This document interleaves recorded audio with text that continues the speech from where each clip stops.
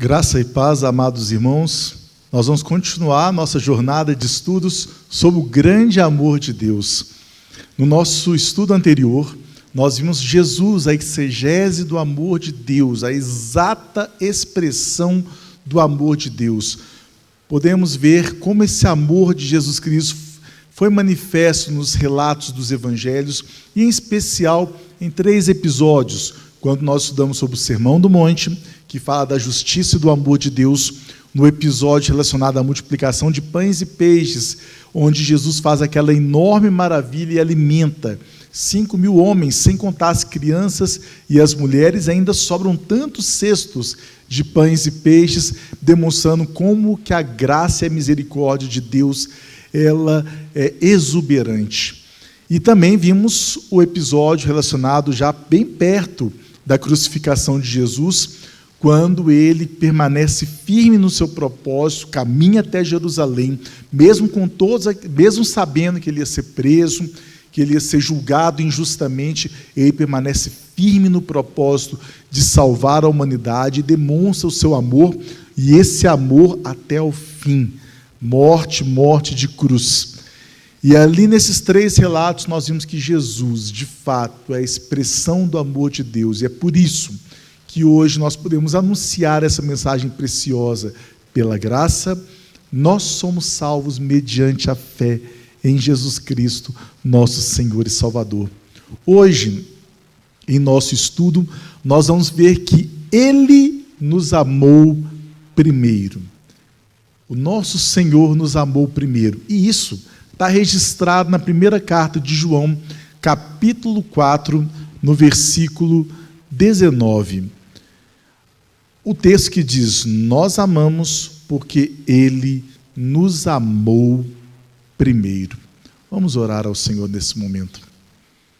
Ó Deus, nós te rendemos honra, glória e louvor por tão grande amor. Nós reconhecemos que o Senhor nos amou primeiro, e por isso que nós amamos ao Senhor e amamos também o nosso próximo.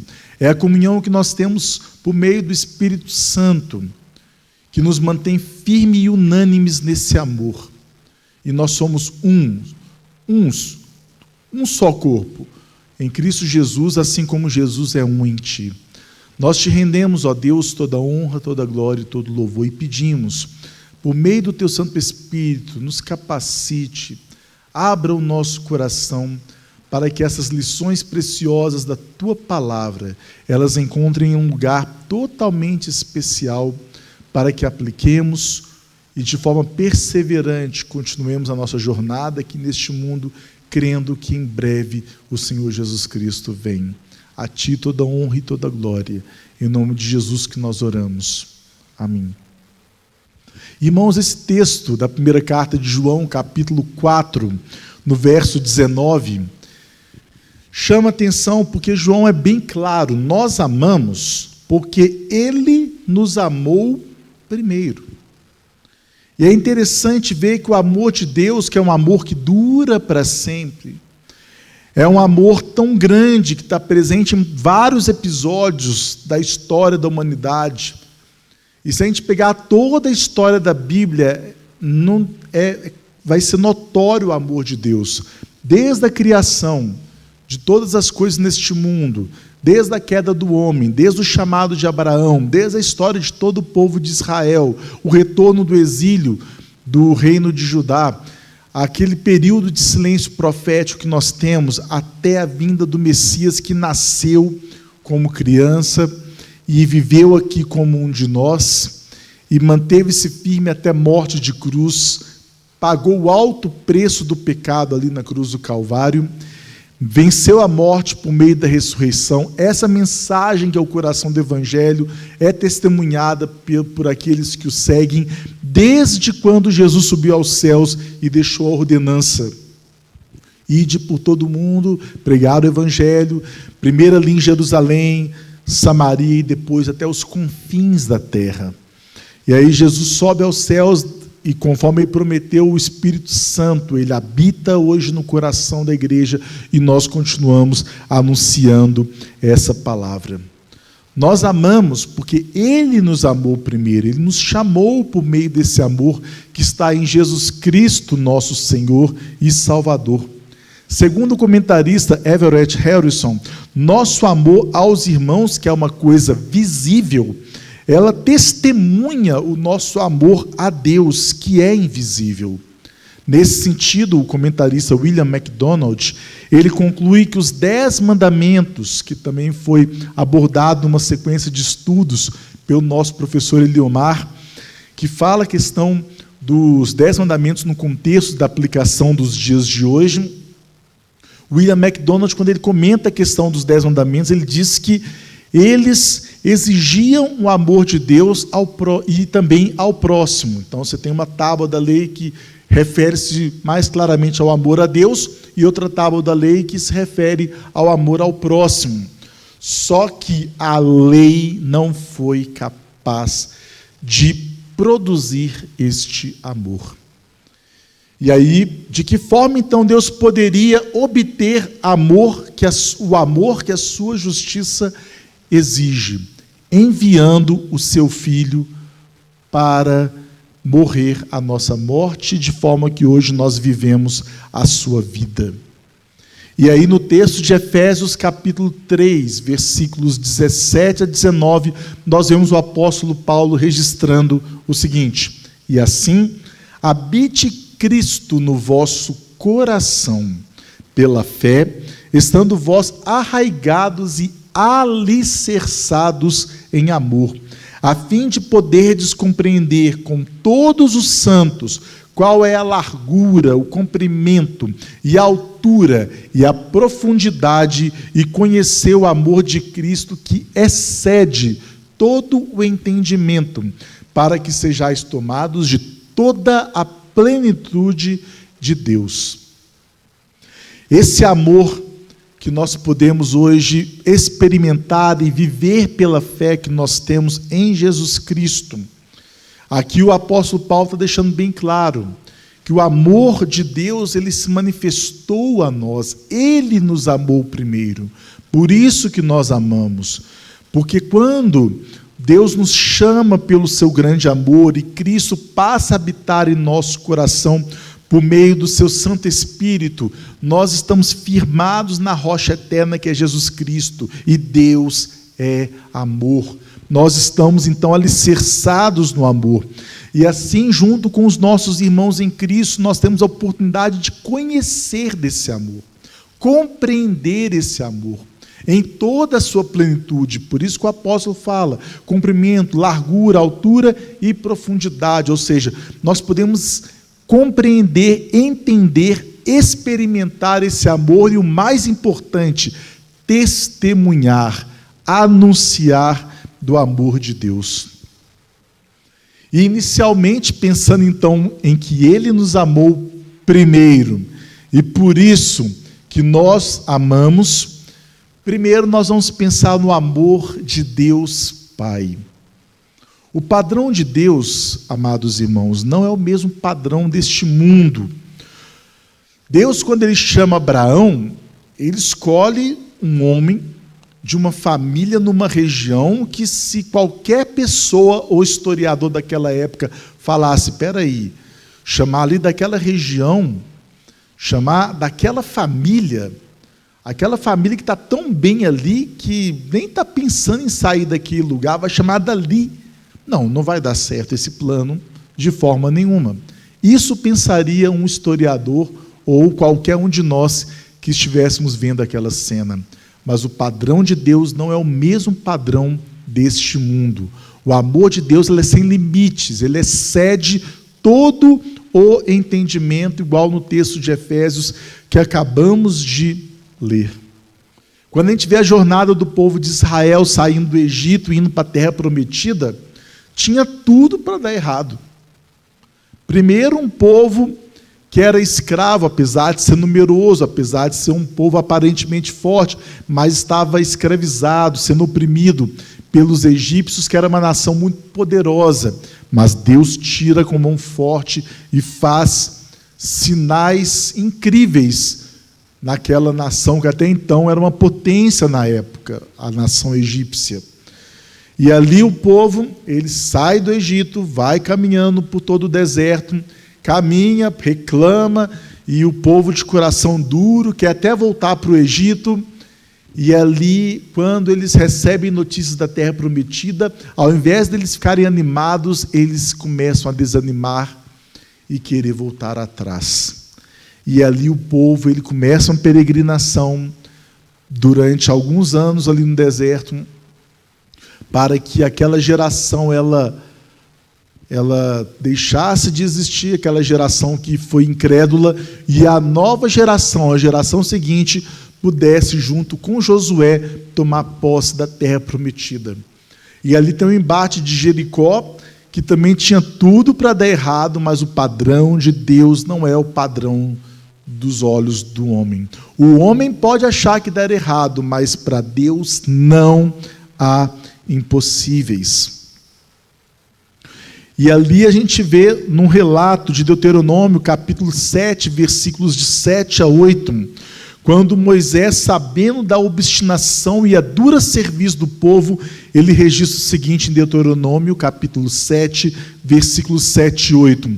Não vos teve o Senhor afeição, nem vos escolheu porque fosseis mais numerosos do que qualquer povo, pois éreis o menor de todos os povos, mas porque o Senhor vos amava, e para guardar o juramento que fizera a vossos pais, o Senhor vos tirou com mão poderosa e vos resgatou da casa da servidão, do poder de Faraó, rei do Egito. O amor de Deus que Moisés registra aqui não mudou. Deus ainda hoje ele escolhe pessoas que o padrão humano jamais iria escolher. Foi assim com Davi também. Jessé mostrou todos os filhos, até que Samuel, pelo menos, não tem mais ninguém. Tem um ali que é pastor de ovelhas, e quando Samuel vê, é este. É este. Deus chama exatamente aqueles que estão fora do padrão deste mundo, porque o padrão deste mundo não é o padrão do Senhor. E Deus ele manteve a sua aliança com Abraão, cumpriu a sua promessa de abençoar todas as famílias da terra por meio da descendência de Abraão, porque Jesus Cristo ele nasce da descendência de Abraão, da mesma tribo de Davi. E ali a gente vê o reino do Messias, o reino que não tem fim. O seu amor ele permanece imutável e atravessa os séculos com uma mensagem de salvação sem precedentes, incontestável, que toca o coração daqueles que têm a oportunidade de ler com fé o que está escrito lá em Romanos capítulo 5, versículo 8, quando Paulo escreve: mas Deus prova o seu próprio amor para conosco, pelo fato de ter Cristo morrido por nós, sendo nós ainda pecadores. O Pai demonstra o seu amor sem limites, entregando o seu Filho unigênito. Nós estávamos em trevas, desejosos de ver a luz, andávamos como errantes, mas a manifestação misericordiosa do amor de Deus, por meio de Jesus Cristo, a luz do mundo, nos trouxe grande salvação. Esse grande amor que fez Jesus Cristo entregar a sua vida ali na cruz do Calvário, de modo que hoje somos salvos pela fé em Cristo Jesus, nosso Salvador, por meio da sua graça. E Paulo registra essas palavras na carta aos Efésios, capítulo 2, versículos 4 e 5, que diz assim: mas Deus, sendo rico em misericórdia, por causa do grande amor com que nos amou, e estando nós mortos em nossos delitos, nos deu a vida juntamente com Cristo. Pela graça sois salvos. Então o amor de Deus Pai, ele é manifesto de uma forma contundente por meio de Jesus Cristo, quando ele entrega o seu Filho, e pela graça todos nós somos salvos. Não há amor maior do que isso, um amor que não faz acepção de pessoas, que não tem preferências, que não impõe condições humanas, mas impõe apenas uma condição: crer, manifestar a fé. E crer, irmão, qualquer um pode crer. Isso mostra a justiça e o amor de Deus, que é igual para com todos nós. Deus, ele demonstra o seu amor de uma forma igual para com cada um de nós. E cada um de nós temos a oportunidade de manifestar a fé. E é interessante ver como Jesus, em cada episódio que tinha uma cura ou a salvação chegava a algum coração, Jesus sempre lembrava: a tua fé te salvou. Vá e não peques mais. Esse é o amor de Deus Pai, um amor sem limites, um amor que não faz acepção de pessoas. Nesse segundo ponto do estudo, eu quero pensar um pouco também sobre o amor de Jesus Cristo. O amor de Jesus Cristo, nosso Senhor e Salvador. E Marcos, capítulo 12, versículos de 29 a 31, nós temos o seguinte relato. Marcos, capítulo 12, versículos 29 até 31, diz assim a palavra de Deus. Respondeu-lhe Jesus: o principal ouve, ó Israel, o Senhor Deus é o único Senhor. Amarás, pois, o Senhor Deus de todo o teu coração, de toda a tua alma, de todo o teu entendimento e de toda a tua força. E o segundo amarás o teu próximo como a ti mesmo. Não há outro mandamento maior do que estes. Seguir a Cristo, experimentar esse amor do Messias, é experimentar um jugo suave. Quando perguntaram para Jesus qual que era o maior dos mandamentos, Jesus fala exatamente isso, mostrando como que era suave o jugo dele. O maior dos mandamentos é amar a Deus acima de todas as coisas, com toda força, com todo entendimento, com todo o ser. E também tem um segundo semelhante a esse, muito importante também, que é amar ao próximo. Porque se eu amo ao próximo que eu vejo, eu testemunho que também amo a Deus, que eu não posso ver, que é invisível, mas que eu sinto, porque é real em minha vida. Não há outra forma de permanecer no amor do nosso Senhor Jesus Cristo. É preciso amar. E em João capítulo 15, versículos 9 a 10, temos esse relato: como o Pai me amou, também eu vos amei. Permanecei no meu amor. Se guardardes os meus mandamentos, permanecereis no meu amor. Assim como também eu tenho guardado os mandamentos de meu Pai, e no seu amor permaneço. E quais são esses mandamentos? Amar a Deus acima de todas as coisas. Como diz lá em Marcos capítulo 12, versículo 30. Amar, pois, ao Senhor teu Deus de todo o teu coração, de toda a tua alma, de todo o teu entendimento e de toda a tua força. E o segundo mandamento: amar o teu próximo como a ti mesmo. E aí Jesus conclui ainda apontando: não há outro mandamento maior do que estes. Se nós permanecemos no amor de Cristo, então temos que cumprir esses mandamentos, e não há peso nenhum em amar. Pelo contrário, não há julgo mais leve, do que amar como o nosso Senhor ama. Jesus, ele prossegue explicando que não há amor maior do que entregar a sua vida em favor dos seus amigos. Nós somos amigos de Deus, somos co-herdeiros de Cristo, porque Jesus foi quem abriu o caminho para o céu. E não há outro meio de ir, nós estamos seguindo o nosso Senhor nessa jornada como peregrinos aqui na terra. E na palavra do Senhor, João 15, ainda em João capítulo 15, versículos de 12 a 14, dessa vez, vemos o Senhor falando: o meu mandamento é este, que vos ameis uns aos outros, assim como eu vos amei. Ninguém tem amor maior do que este, de de dar a alguém a própria vida em favor dos seus amigos. Vós sois meus amigos se fazeis o que vos mando. Então, da mesma forma como Jesus deu a sua vida e amou, demonstrando isso, dando a sua própria vida, hoje nós amamos dando a nossa vida para o serviço real, amando ao próximo, servindo a Deus, e por meio dessa comunhão que faz a gente negar o nosso próprio eu, deixar Cristo crucificado viver por meio de nós. Cristo, nós somos crucificados com Cristo, de forma que não vivemos mais nós, mas Cristo, Ele vive em nós.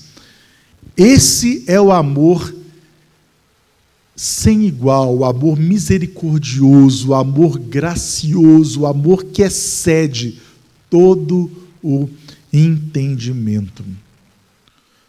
Paulo, quando ele escreve à igreja lá na Galácia, em Gálatas capítulo 2, versículos 19 a 20, ele constata essa verdade dizendo assim: estou crucificado com Cristo, logo, não sou eu quem vive, mas Cristo vive em mim, e esse viver que agora tenho na carne, vivo pela fé no Filho de Deus que me amou e a si mesmo se entregou por mim. Como Ele me amou primeiro, então eu amo aquele que está no serviço cristão comigo. Como Ele me amou primeiro, eu amo aquele que não conhece Jesus como Salvador, a ponto de entregar a minha vida se for necessário. É o que muitos e muitos séculos temos visto. Aqueles que têm morrido por causa da anunciação do Evangelho, por causa do propósito de pregar a palavra de Deus. Vários morreram ao longo desses séculos, desde dos primórdios da igreja até hoje. Ainda pessoas estão morrendo, estão sofrendo a perseguição, mas estão entregando a sua vida, saindo de suas zonas de conforto, porque amam, porque sentiram-se amadas por Deus e não tem como fazer outra coisa a não ser amar. Então Deus nos ama e nós amamos, porque Ele nos amou primeiro. Vivemos hoje pela fé, não pelo que nós vemos. E o amor de Jesus Cristo, que o fez se entregar por nós, ele é o fundamento firme da esperança que nós temos no retorno do Senhor Jesus. É esse firme fundamento que nos faz manter os nossos olhos firmes para Jesus Cristo, crendo nesse amor imutável, nesse amor sem limites, que nos faz anunciar a todos a palavra e, se necessário, entregar a nossa vida pela causa do Evangelho.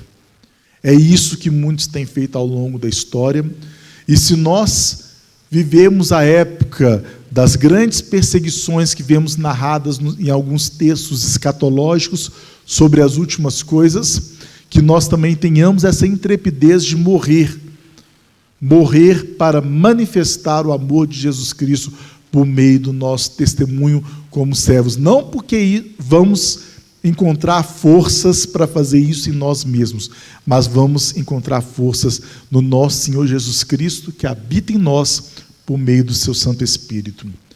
E o terceiro ponto desse estudo, nós vamos ver sobre o amor no fruto do Espírito, o Espírito que habita em nós, que nos mantém em comunhão uns com os outros, que nos faz hoje caminhar como igreja na esperança do retorno de Jesus.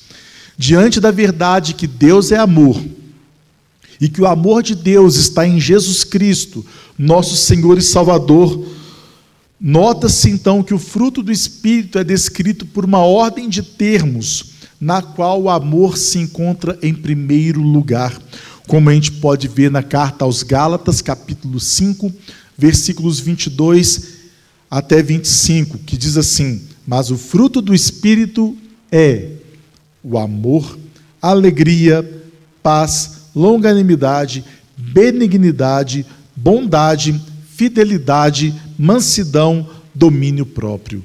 Contra essas coisas não há lei. E os que são de Cristo Jesus crucificaram a carne com as suas paixões e concupiscências. Se vivemos no Espírito, andemos também no Espírito. E para andarmos no Espírito, uma vez que vivemos no Espírito, o fruto que é manifestado tem que começar a ser caracterizado pelo amor. E depois do amor vem as outras caracterizações: alegria, paz, longanimidade, benignidade, bondade, fidelidade, mansidão e domínio próprio. Mas primeiro, o amor. Se vivemos no Espírito, se nós vivemos no Espírito, temos que andar também no Espírito, e para isso temos que manifestar o fruto do Espírito, que começa com amor. Assim, o amor no Espírito é o que nos mantém unânimes como igreja, em comunhão uns com os outros. Não sei se os irmãos já tiveram oportunidade de, em alguma viagem, porque às vezes a gente está viajando, passeando, tirando férias, mas a gente não tira férias de Deus. E glória a Deus por isso. E quando a gente tem a oportunidade de viajar, a gente tem a oportunidade de ir em alguma outra igreja daquele local que a gente está visitando, mesmo que seja de uma outra língua, de uma outra nação, ou que seja em algum canto aqui do nosso país, quando a gente chega lá, mesmo nunca tendo visto aquelas pessoas, a gente sente que é acolhido. E esse acolhimento, ele, de certa forma, nos mostra e testifica que a comunhão que nós temos no Espírito Santo, ela é resultado desse fruto no Espírito.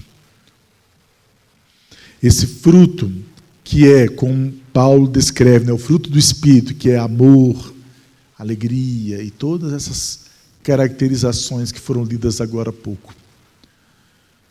Amados irmãos, quando a gente tem essa oportunidade, a gente percebe que o amor no Espírito é responsável por essa ação e essa percepção que nós temos de ser bem acolhidos quando estamos visitando outra igreja. E aí nós vemos aquilo que está escrito em Colossenses capítulo 1, versículo 8, o qual também nos relatou do vosso amor no Espírito. É assim que a gente testifica e vê relatos, testemunhos do amor no Espírito. Como aplicação desse estudo de hoje, nós vamos recorrer a um escrito precioso que Paulo destina à igreja em Éfeso e que hoje a gente tem acesso por meio da Escritura Sagrada. Há uma clara exortação para imitar o Senhor andando em amor. E lá em Efésios capítulo 5, versículos 1 e 2, nós encontramos escrito o seguinte: sede, pois, imitadores de Deus como filhos amados, e andai em amor, como também Cristo nos amou e se entregou a si mesmo por nós, como oferta e sacrifício a Deus em aroma suave. Vendo esse texto, irmãos, como imitadores de Jesus Cristo, imitadores de Deus, nós temos que andar em amor. Da mesma forma como Cristo andou em amor durante toda a sua jornada aqui na terra, até morte de cruz, e nos amou ali na cruz. Da mesma forma como Jesus Cristo hoje nos outorgou o Espírito Santo, que nos mantém unânimes em amor, aguardando o seu breve retorno. Maranata, vem Senhor Jesus. O comentarista Wiersbe afirma que o amor é o elemento fundamental da vida cristã. Quando nós andamos em amor, nós não somos desobedientes ao Senhor e também não fazemos mal aos outros, pois quem ama o próximo tem cumprido a lei, igual nós vemos em Romanos capítulo 13, versículo 8. É o Espírito Santo que tem colocado esse amor em nosso coração, igual podemos ver registrado na carta de Paulo aos Romanos, capítulo 5, versículo 5, quando o apóstolo escreve assim: ora, a esperança não confunde, porque o amor de Deus é derramado em nossos corações pelo Espírito Santo que nos foi outorgado. A Deus toda a honra e toda a glória. Vamos orar. Ó Deus, nós vivemos pela fé que temos em Cristo Jesus, nosso Senhor e Salvador, e te rendemos toda a honra e toda a glória, porque o teu Santo Espírito nos capacita a permanecer e andar nesse amor. Por isso vivemos no Espírito. Nós sabemos e somos totalmente dependentes dessa verdade, e te damos toda a honra, toda a glória e todo o louvor. Ensina-nos a amar sem distinção, a amar como o Senhor amou e a testemunhar desse amor, a pregar a tua palavra e, principalmente, sermos testemunhas até o fim do teu imensurável amor. Ó Deus, como igreja, pedimos que sejamos conhecidos pelo teu amor e que toda a obra que o Senhor tem permitido a tua igreja fazer, que ela continue, Pai, pela ação do teu Santo Espírito, para que a glória seja somente ao Senhor. Nós amamos porque o Senhor nos amou primeiro. Esse amor que excede todo o entendimento e que nos faz agora reconhecer humildemente que nada somos sem o teu grandioso amor.